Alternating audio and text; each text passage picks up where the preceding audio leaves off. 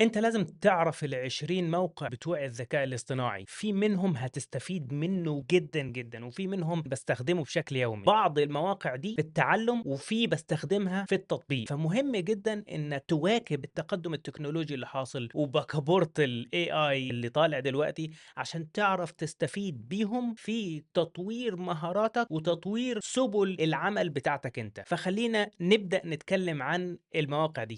السلام عليكم ورحمة الله وبركاته، ازيكم يا شباب، ازيكم يا بنات، عاملين ايه؟ يا رب تكونوا بخير وبصحة وسلامة. كلامنا النهاردة عن الذكاء الاصطناعي. المواقع دي هتكون مفيدة ليك جدا جدا في المستقبل، ونبدأ بأول موقع معانا ألا وهو موقع OpenAI. ولما اجي اتكلم عن OpenAI فانا بتكلم عن الشركة الكبيرة اللي طالع منها تشات جي بي تي. هو تطبيق واحد او موقع واحد من المواقع بتاعه OpenAI عندها DALL E وعندها تشات جي بي تي. ده محرك ذكاء اصطناعي تقدر من خلاله انك انت تبعت له كلام معين ويرد عليك بكلام. اما DALL E فده هو محرك ذكاء اصطناعي، انت بتكتب له كلام معين ويبعت لك مقابل الكلام ده صور. فانت بتقول له مثلا ايه: I need a picture of a rabbit that is going to disco club مثلا. انت تخترع بقى اختراعاته وتروح حاططها يطلع لك بصورة. الاهم منه هو الشات جي بي تي اللي انت من خلاله تقدر تعمل مقالات، ابحاث، اكواد برمجية، لوغاريتميات، مثلا اكسل او شيت او غيره، يعمل لك بلان مثلا لحاجة معينة.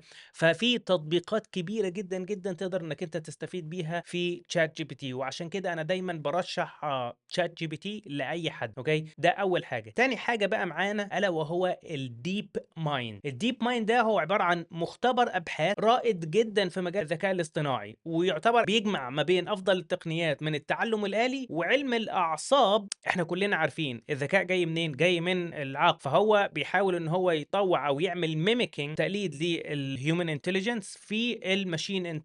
فعندك برضو الديب مايند ده من الحاجات القويه جدا جدا، وبتقدر انك انت تعمل بيه خوارزميات معينه تقدر بيها انك انت تستخدمها في ابلكيشنز معينه او ويب سايتس معينه ليك. الموقع الثالث معانا هو موقع AI Dungeon، عبارة عن لعبة، بس لعبة ذكاء اصطناعي. اللعبة دي هي لعبة مغامرات نصية مدعومة بنماذج لغة ال AI أو ال Artificial Intelligence، وبتسمح للي بيلعبوا عليها إن هم ينشئوا قصص وتجارب فريدة وديناميكية جدا جدا. أنصح أي حد لو أنت مثلا مكسل إنك أنت تدخل في الذكاء الاصطناعي إنك أنت تجرب اللعبة دي. رقم 4 معانا موقع TensorFlow، عبارة عن إطار عمل تعليمي. يعني ده هتقدر تتعلم من خلاله الذكاء الاصطناعي، مفتوح المصدر، وبيوفر مجموعة شاملة من الأدوات والمكتبات بتساعدك على بناء نماذج التعلم الآلي بشكل عام. ده هيخليك تطبق نماذج الذكاء الاصطناعي بنفسك. ده رقم 5 معانا بايتورش زي تنسر فلو. هو عبارة عن إطار عمل تعليمي عميق جدا ومرن، الدنيا فيه بتبقى ايه بديهية شوية يعني. والبايتورش ده بقى متخصص أكتر للمبرمجين، بيساعدهم بقى على إن هم يعملوا نماذج أولية وبناء نماذج جاهزة للإنتاج بسرعة. بايتورش هيفيدك جدا جدا لو انت مبرمج. رقم 6 معانا هو AI Habitat. AI Habitat ده هو منصة تطوير وتدريب وتقييم عوامل الذكاء الاصطناعي في بيانات ثلاثية الأبعاد، ومصممة الباحثين والمهندسين في مجال الروبوتات. فده برضو ايه هيكون مفيد جدا جدا ليكم لو انتم في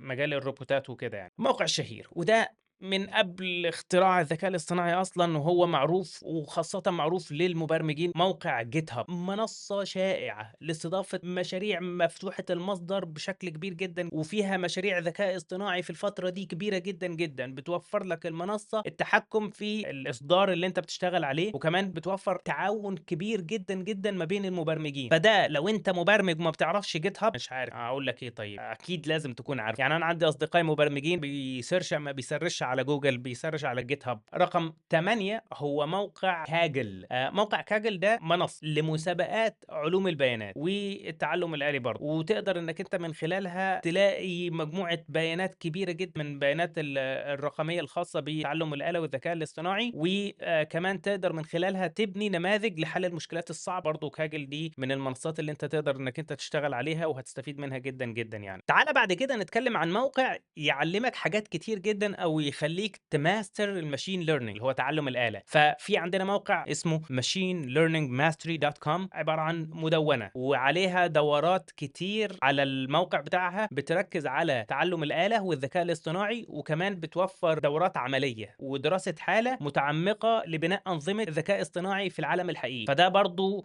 حاجة تقدر إنك أنت تبدأ بيها وتشتغل عليها يعني وكده. معانا دلوقتي موقع رقم 10 واللي أنا باحبه جدًا، جدًا، من خلاله هتقدر تتعلم حاجات كتير جدًا، جدًا في الذكاء الاصطناعي، وأنا حاليًا بادرس كورس اسمه AI for everyone من خلال الموقع ده، موقع كورسيرا. هتبحث بس عن كلمة artificial intelligence هتلاقي كمية كورسات كتيرة جدًا، جدًا، وحاول تركز على الكورسات اللي هي فيها اللون الأزرق والأحمر عشان خاطر دول جايين من مؤسسة تعليمية داخل كورسيرا اسمها Deep Learning AI، وده هيفيدك جدًا، جدًا في تعلم الماشين ليرنينج والذكاء الاصطناعي، ده يغطي على الكل يعني. رقم 11 معانا هو fast.ai. أخيرًا لقينا بقى إيه، منظمات غير ربحية بتتعاون في فكرة إن هم يوفّروا تقنيات الذكاء الاصطناعي لكل الناس. Fast AI هي منظمة غير ربحية مكرسة لجعل قوة الذكاء الاصطناعي في متناول الجميع، وكمان بتوفر دورات مجانية ومكتبات وأبحاث متقدمة في مجال الذكاء الاصطناعي. عندنا الموقع الشهير بتاع كورسات edX، تقدر أنت برضه من خلاله تتعلم حاجات كتير جدًا، جدًا في الذكاء الاصطناعي، وبيقدموا دورات من جامعات ومؤسسات رائدة في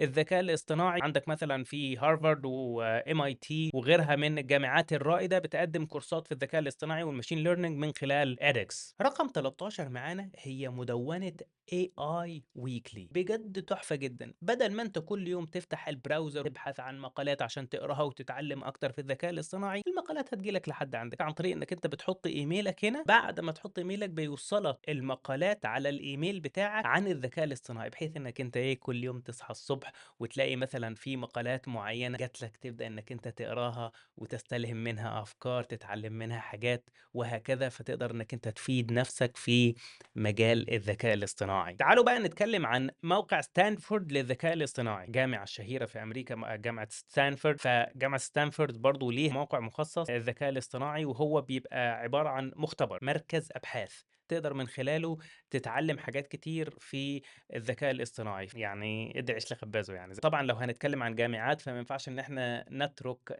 MIT، معهد ماساتشوستس، بكره الاسم ده، معهد ماساتشوستس بيوفر لك برضو دورات او مقالات كتير في الذكاء الاصطناعي تقدر انك انت تستفيد منها، فبرضو بص عليه. رقم 16 معانا هو موقع رايتر، من اجمل المواقع اللي ممكن تستخدمها في التدوين، لان هو بيتيح ليك انك انت تستخدم الذكاء الاصطناعي في كتابة مقالات غاية في الروعة وفي الاحترافية بتونز مختلفة، مثلا تون فريندلي، تون بروفيشنال، وكمان تقدر من خلاله تسرع عملية كتابة المقالات بتاعتك خصوصا في اللغة الإنجليزية، عشان خاطر ده الرايترز بيستفيدوا منه بشكل كبير جدا، وفي ناس بتستخدمه في كتابة مقالات بتباع، مثلا المقال بيتباع ب$100 وب$200 وغيره. فأنا برشح أي حد بيشتغل في مجال كتابة المقالات أو التدوين باللغة الإنجليزية إنه يستخدم رايتر، لأن هو من المواقع الرهيبة جدا جدا في الموضوع ده. رقم 17 معانا واللي طبعا لازم يكون موجود في الليستة دي هو جوجل AI. ما تفتكروش إن عشان خاطر شات جي بي تي طلع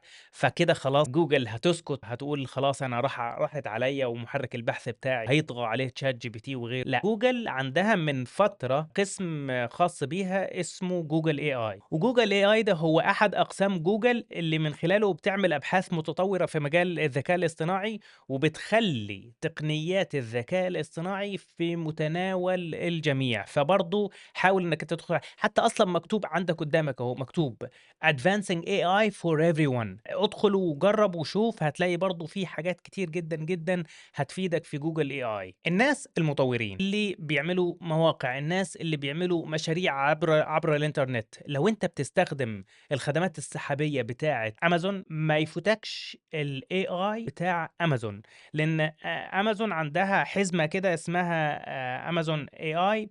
دي عبارة عن مجموعة من خدمات تعلُّم الآلة مُستندة على الcloud، فأنت مش محتاج تنزّل تطبيقات كبيرة على الكمبيوتر بتاعك، لأ ده أنت ممكن تستخدمها عن طريق الcloud، وبتوفّر للناس المبرمجين والمطوّرين حلول غاية في الروعة. أنا عن نفسي أنا باستخدم Amazon Web Service في منصة الfreelance اللي أنا عاملها، أنا باستخدم فيها Amazon Web Service. ما يفوتكش الذكاء الاصطناعي اللي بتوفّره Amazon عشان خاطر ده حلو. يعني ده مش للأشخاص بشكل عام، ده للناس المطوّرين والمبرمجين بشكل خاص يعني. مايكروسوفت مستثمرة مليارات في ChatGPT أو OpenAI بشكلٍ عام، فهُم دلوقتي عايزين يلحقوا بركب التكنولوجيا، لإن هي خدوا فترة مايكروسوفت راحت عليهم، فمايكروسوفت عايزة ترجع، فعايزة تستغل كل القدرات بتاعتها وكل الresources اللي عندها في إن هي تطوّر الموضوع ده، فعندها قسم كبير حاطة فيه budget كبيرة جدًا، جدًا خاصة بالذكاء الاصطناعي، موفّرين بقى في Bing عشان خاطر Bing دلوقتي بقى مدعوم بChatGPT وغيره، وفي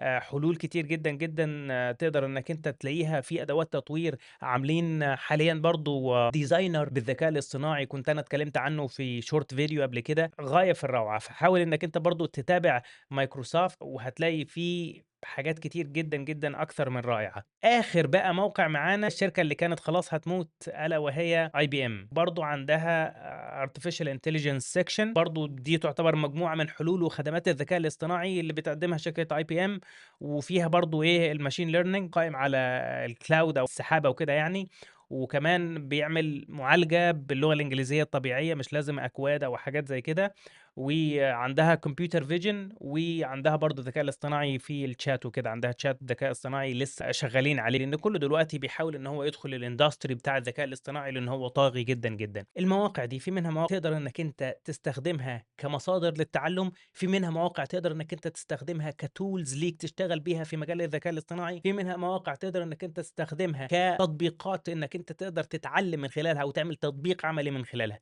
فما تفوتكش المواقع دي وحاول إنّك أنت تتعلّم، ولو عجبك الفيديو واستفدت منّه اللايك بيفيد جدًا، جدًا. والسلام عليكم ورحمة الله وبركاته.